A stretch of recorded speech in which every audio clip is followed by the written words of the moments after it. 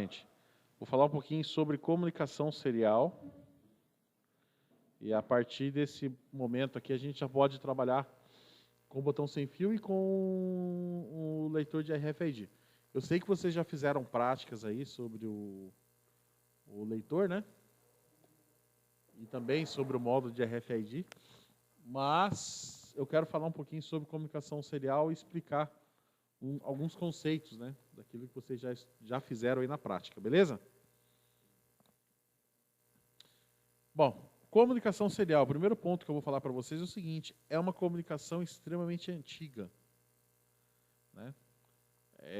No mundo do TI não existe mais, tá? Salvo alguma impressora matricial que usa porta paralela, alguma coisa muito específica, viu? Então, assim, no mundo do TI, comunicação serial não tem mais. Só que na automação ainda tem bastante dispositivo, por incrível que pareça. Então, assim, enquanto no mundo do TI não tem, na automação tem. Tanto é que eu posso citar projetos recentes que a gente está fazendo, por exemplo, lá na Multilaser, lá, que tem módulos de comunicação serial. Ainda se utiliza muito. Tá? Por que a automação ainda usa?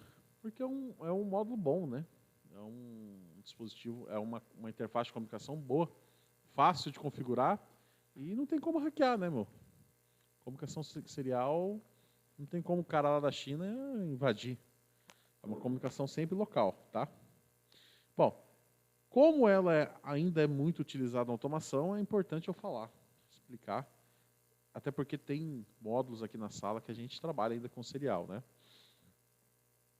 Qual que é a ideia de comunicação serial? É a transmissão de dados que envia um bit por vez, exceto a paralela, tá? A paralela envia mais de um bit. Mas ainda é uma comunicação serial que, por mais que ela tenha várias entradas e saídas, ainda ela transmite os bits em série, né?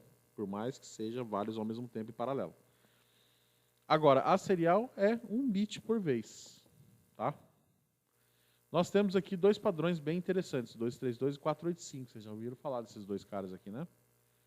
O 232 é uma comunicação ponto a ponto e o 485 é uma comunicação que eu posso interligar mais de um dispositivo em paralelo. Certo? 232, já vou falar para você. Você vai encontrar muito em IHM. Certo? 485 você vai ver em inversor. Você tem CLP. Em módulos. E assim por diante, né? Esses módulos que nós temos aqui, por exemplo, aquele botão sem fio e o RFID, é 485, tá? Podem ser 232? Podem, né? Mas o 232 ele foi projetado para trabalhar ponto a ponto, um dispositivo com o outro. O 485 não, o 485 ele já foi projetado para colocar mais dispositivos em paralelo, tá? Enquanto que o 232 eu posso trabalhar até 10 metros, né? De um host para o outro. 485 eu tenho até 1 quilômetro, tá? 232, pessoal. 232 é basicamente, eu tenho vários formatos, né? Mas vamos lá ao que interessa aqui, ó. A conexão dele é um DB9, certo? O que é o conector DB9? É um conector de 9 pinos. Não confundam esse cara aqui, DB9, não confunda ele com o conector de vídeo VGA do seu computador. Muita gente confunde o conector de VGA de vídeo, né, que é um barramento, né, de imagem antigo, com esse conector DB9. Não é a mesma coisa, beleza? Eu posso fazer uma comunicação serial usando os 9 pinos ou usando apenas 3 pinos, que é o mais clássico, né?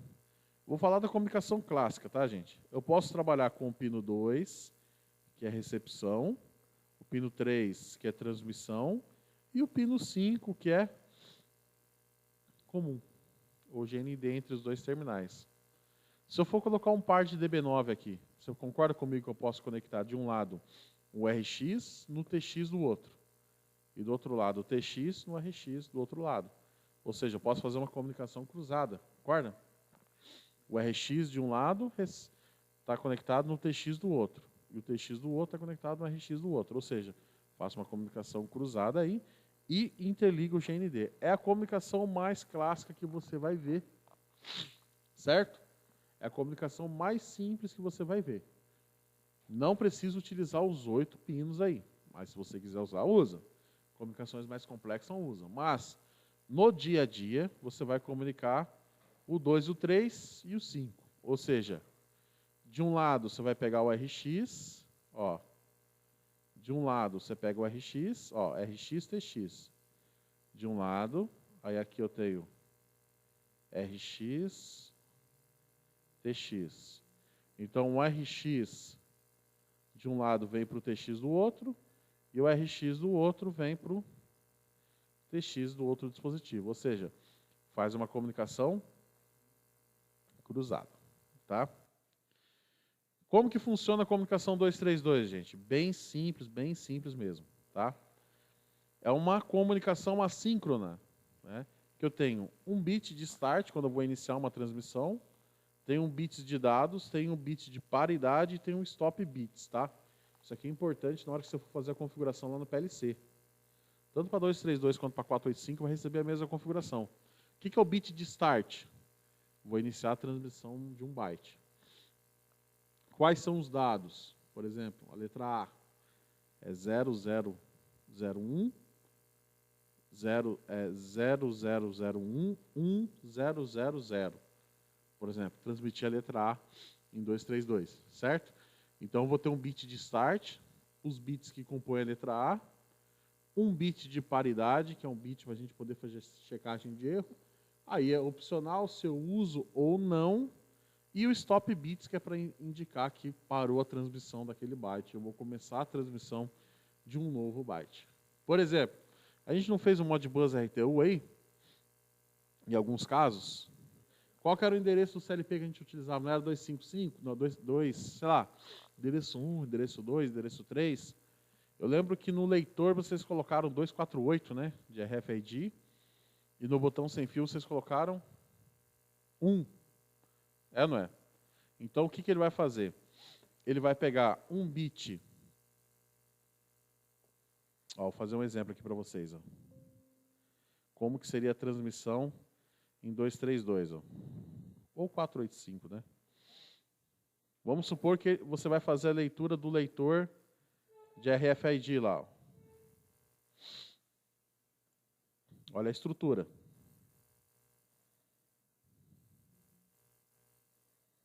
Olha a estrutura. Então você está lá no seu leitor de RFID. Vocês já fizeram isso aqui, não fizeram? Certo? O leitor de RFID. Certo? Vamos falar que o endereço dele, vocês colocaram o endereço 01, beleza? Como é que seria a transmissão de dados usando 232 ou 485, respeitando essa estrutura aqui? Start bit, 0. Os dados, não é 1 em RTU, não é?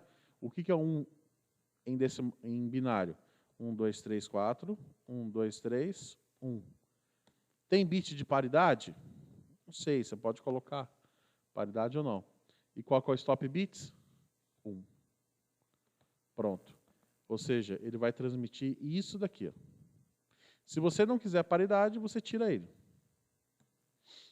Aí ele vai transmitir isso aqui para você. Beleza? Qual que é o próximo bit do frame lá que a gente está trabalhando? Não era o típico, o código de função? Se é 3, se é 5, se é 2, por exemplo. Um write coil, por exemplo. O que é o write coil? Qual o código de função? Não era o 5? Então, o próximo bit que ele vai transmitir é o 01, é o 5, por exemplo. Então, ele transmite esse aqui primeiro, que é no endereço do escravo. Em seguida, ele vai transmitir o do write coil. O que é o 5 em binário?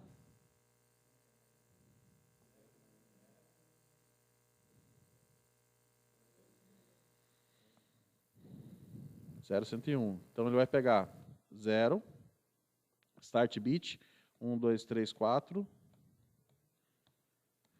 Pronto. É assim que ele vai transmitir. Ó. Start bit. A informação. Esse aqui seria um write coil, no Modbus lá, não era? Então ele forma a palavra. Por exemplo, a palavra, ou seja, o frame que ele vai trabalhar aqui é para escrever alguma coisa numa memória booleana aí no CLP. Endereço do escravo 1, então ele vai transmitir isso daqui. Depois, ele vai transmitir qual que é o código de função. Por exemplo, write coil, que é igual a 5, né? Ele vem e transmite isso daqui. Aí depois ele vai transmitir o byte do endereçamento. Aí para cada byte ele vai transmitir uma sequência de bits dessa, bit a bit, de forma serial. Certo? Então a estrutura aqui, gente, ó, é sempre o start bit, os dados que serão transmitidos, a paridade se tem ou não, e o stop bits. Se você jogar no osciloscópio, você vai ver isso aqui, ó. Olha lá. Uma faixa de -12 a 12, para 232. Start bit, mais 12. Aí toda vez que for bit 1, ele joga aqui -12, tá vendo? Ou seja, aquela sequência de bits aqui seria a plotagem desse sinal aqui no osciloscópio. Certo? Se você pegar um osciloscópio, você vai visualizar exatamente isso daqui. Tá? Olha só, start bit indica o início da transmissão. Os dados, pode ser 7 ou pode ser 8. Dificilmente a gente trabalha com dados em 7, né? Aqui a gente sempre trabalha com dados em 8 bits. Paridade é opcional, que é para verificação de erro. E stop bits pode ser 1 ou pode ser 2 bits. Então, olha só, baseado nessas informações aqui, a gente tem algumas configurações a serem feitas lá no CLP. O start bit é nativo, então no CLP você não precisa configurar nada. A paridade é uma checagem de erro opcional que você escolhe. Tem equipamento que aceita, tem equipamento que não aceita, tá? E o stop bits, ele é obrigatório. Então você escolhe se vai ter 1 bit de parada ou 2. Se você entrar lá no Master Tool, você vai ver paridade para configuração e o stop bits para configuração, tá? O start bit não é necessário. Por quê? Porque ele já é nativo, tá? Os dados também não é necessário você configurar. Em alguns casos ele pede. Você quer com 7 bits ou com 8, mas se eu não me engano no Master Tool aí ele nem deixa você mexer, tá? Você vai trabalhar mais com o stop bits e com a paridade, tá? O que seria essa paridade? O bit de paridade é um método simples de verificar se houve erro na transmissão dos dados, certo? Porque as paridades são par, ímpar e não tem nenhuma. No caso de nenhuma, o bit não será utilizado e não será feita checagem de erro. No caso de paridade par ou ímpar, a transmissão serial irá definir o bit de paridade de forma que a transmissão tenha um número par ou ímpar de bits de lógica alta. Vocês vão entender aqui, ó. Por exemplo, se desejarmos transmitir o caractere A, cujo seu valor é 65, é 01000001, e a paridade for par, o bit de paridade será 0, para manter a quantidade de números par 1. Quantos bits vocês estão vendo aqui com o número 1? Para o caractere A? 2. 2 é par ou é ímpar? Hã? Se é par e você configurou, né, a paridade como par, ele vai manter como par. Portanto, ele vai jogar o bit de paridade como 0. Já, se a paridade for escolhida como ímpar, o bit de paridade também será 1. Por quê? Na palavra em si que eu estou transmitindo aqui, eu não tenho dois bits? Sim ou não? 2 é par ou é ímpar? 2 é par, não é? Se 2 é par, e eu defini na configuração do CLP que a minha paridade é ímpar, o que ele vai acrescentar aqui? Um bit 1 a mais, que é para na hora de fazer a contagem, dá ímpar. Quando ele faz isso, ele obriga, né, o dispositivo de destino, seja uma EHM, seja um supervisório, seja um dispositivo qualquer, outro CLP, ele fala, cara, a configuração aqui está configurada como par. Beleza? Se dá como par, eu vou contar a quantidade de bits 1 que eu tenho nessa palavra. Se for par e o bit for 0, está tudo ok. Se não for par, quer dizer que tem alguma coisa errada, porque foi configurada como par. Aí ele vai lá e descarta aquele pacote de dados que foi enviado.